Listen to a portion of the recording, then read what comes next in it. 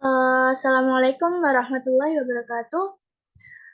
Kami dari kelompok 5 akan mempresentasikan konsep dasar apresiasi puisi di MI atau SD. Yang beranggotakan saya sendiri, Tiwi Setiawati, dan teman saya, Widari Dwimawati. Baik, materi yang pertama yaitu tentang pengertian apresiasi puisi. Istilah apresiasi ini berasal dari bahasa Latin appreciato yang berarti mengindahkan atau menghargai. Adapun pengertian lain dari apresiasi ini yang berarti eh, pengenalan, pemahaman, dan penghargaan terhadap karya seni. Sedangkan puisi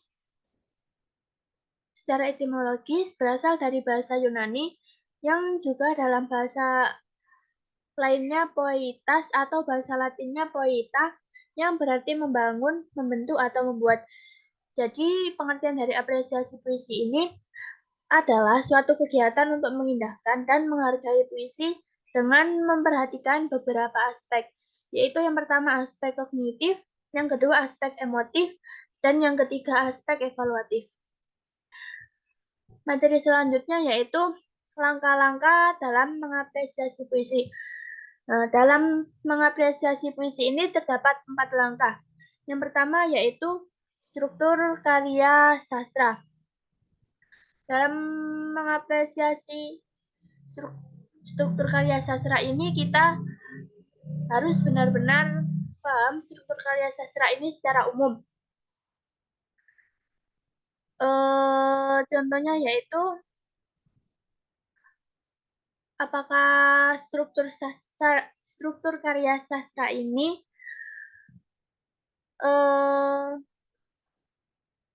termasuk dari puisi lama, puisi baru, atau puisi kontemporer, atau bisa juga dari bentuknya yaitu apakah bentuk puisi ini apakah bentuk puisi ini konvensional atau non konvensional. Yang kedua yaitu penyair dan kenyataan sejarah. Nah, kita dalam mengapresiasi puisi ini juga harus tahu siapa penyair dalam puisi tersebut dan bagaimana cara penyair tersebut eh, aliran filsafatnya, corak khasnya dalam menggunakan kata-kata khusus di dalam puisi tersebut. Yang selanjutnya yaitu telaah unsur-unsur. Nah, di dalam telaah unsur-unsur ini terdapat dua struktur. Yang pertama struktur fisik.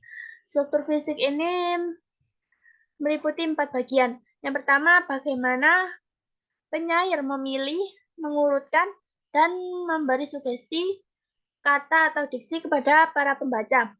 Yang kedua yaitu bagaimana penyair menciptakan pengimajinasian. Yang ketiga yaitu bagaimana kata-kata yang dapat dikonkretkan dalam puisi tersebut. Dan yang keempat yaitu bagaimana verifikasi dalam puisi itu. Sedangkan struktur batin puisi merupakan juga struktur ini digunakan penyair untuk mengungkapkan tema dan amanat yang akan disampaikan. Kedua struktur ini tidak dapat dipisahkan karena keduanya sangat membantu bagi para pembaca yang akan mengapresiasi sebuah karya sastra puisi. Dan yang terakhir yaitu langkah sintesis dan interpretasi. Sintesis ini bisa berupa jawaban atas pertanyaan dari para pembaca. Baik, selanjutnya akan dilanjutkan oleh teman saya.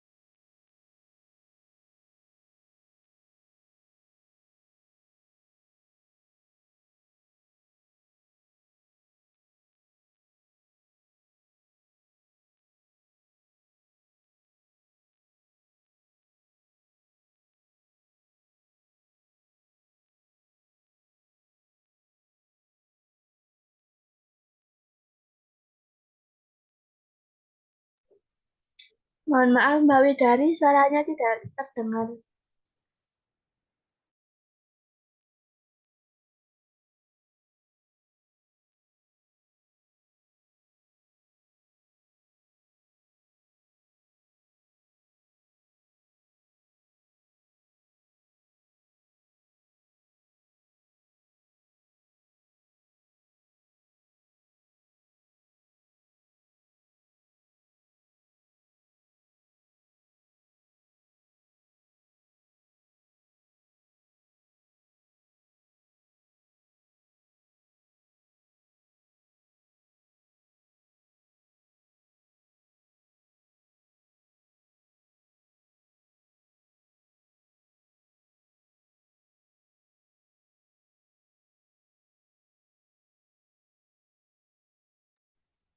Mbak Widari masih di mute itu.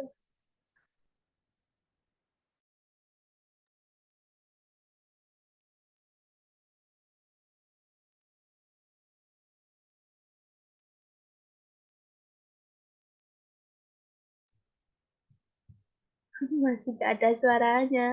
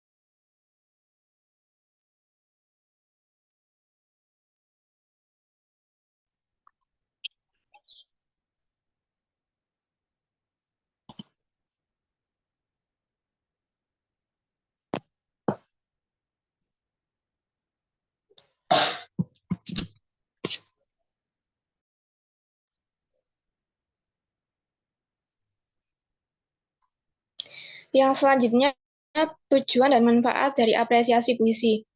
Yang pertama, mengembangkan dan mengevaluasi nilai keindahan dari sebuah karya seni, lalu mengembangkan daya kreasi dan imajinasi dari pembaca atau penulis itu sendiri, lalu menyempurnakan sebuah karya seni, memahami tentang karya seni dari berbagai sisi,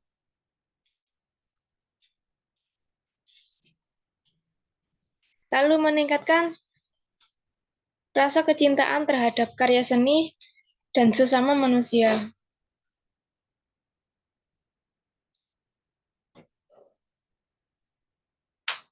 Yang selanjutnya, analisis dari puisi Laskar Pelangi. Pada bait pertama, puisi tersebut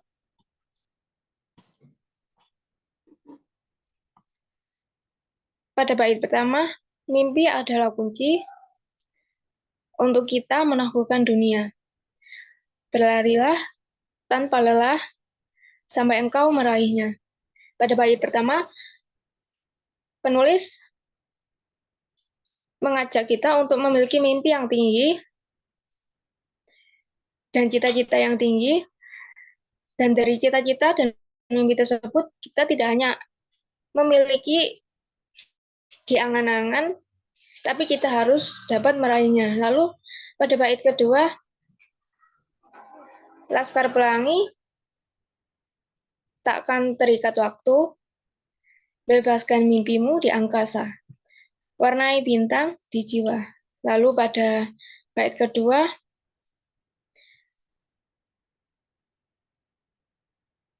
penulis mengajak kita bahwa tebarlah mimpimu di mana-mana, atau buatlah citamu ada banyak, tidak hanya satu, karena nantinya kita akan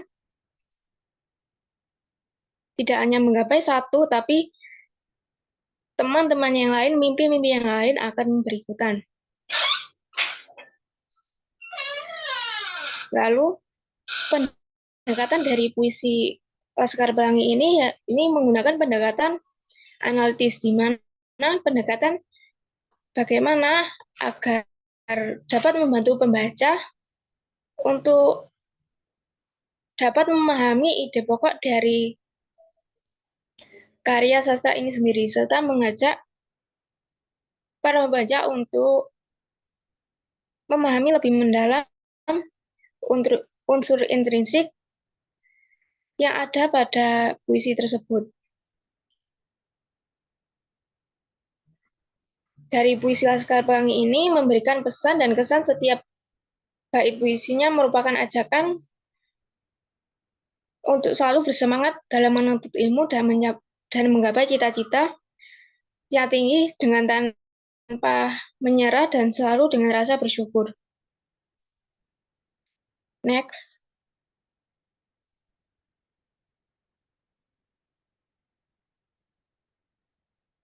Lalu contoh penerapan dari pendekatan apresiasi puisi, yakni pada kompetensi dasar, menggali isi dan amanat puisi yang disajikan secara lisan dan tertulis, dengan tujuan untuk kesenangan. Lalu, melisankan puisi hasil karya pribadi dengan lafal intonasi dan ekspresi yang tepat sebagai bentuk ungkapan diri peserta didik. Lalu, indikatornya mengamati ciri-ciri puisi dan membuat kesimpulan dari ciri-ciri puisi tersebut. Nah, di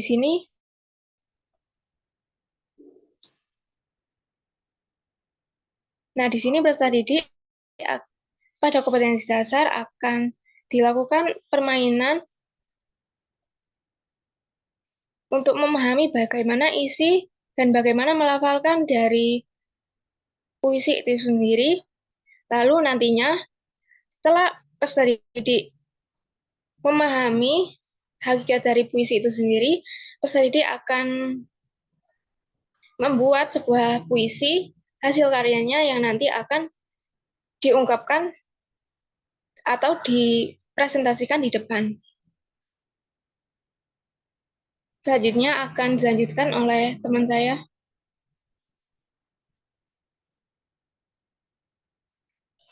Next.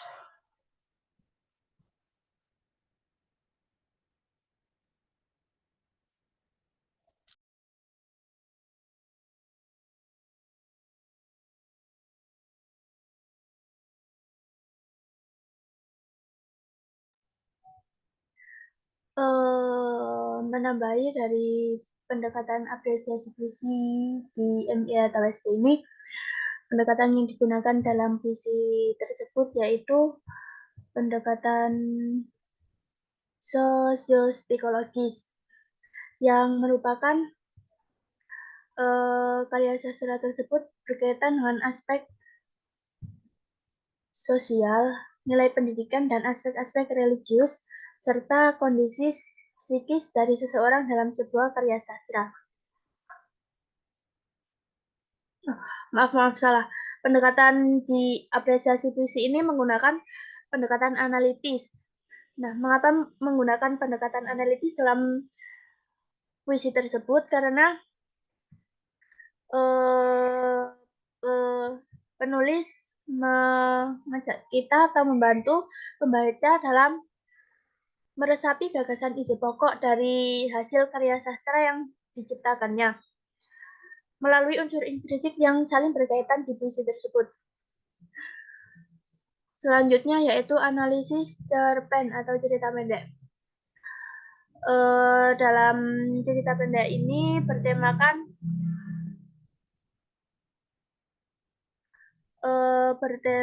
bertemakan cita-cita mulia seorang gadis kecil yang bernama Akilah. Dia gemar membaca sejak kecil. Nah, dalam menyambung dari langsung contoh penerapan pendekatan apresiasi cerpen ini, kita menggunakan pendekatan sosiopsikologis. Mengapa menggunakan pendekatan sosiopsikologis? Karena dalam cerita pendek tersebut berkaitan dengan aspek sosial nilai pendidikan dan aspek-aspek religius, serta kondisi psikis dari seseorang dalam sebuah karya sastra atau cerpen di atas. Kita mengambil cerpen di atas pada kelas 6 semester ganjil. Yang standar kompetensinya yaitu memahami teks dan cerita anak yang dibacakan atau didengar yang dibacakan oleh guru atau siswanya itu sendiri membaca atau bersama teman-temannya sekelompok juga bisa. Kompetensi dasarnya yaitu mengidentifikasi unsur dalam cerita anak yang dibacakan, yaitu bisa meliputi tokoh, watak, latar, tema, dan amanat.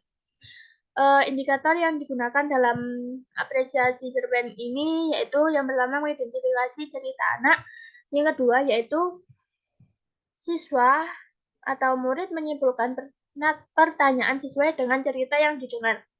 Dan yang terakhir yaitu menganalisis unsur intrinsik dalam cerita anak tersebut atau dari cerpen seorang gadis kecil yang sudah dipaparkan di PPT atau makalah.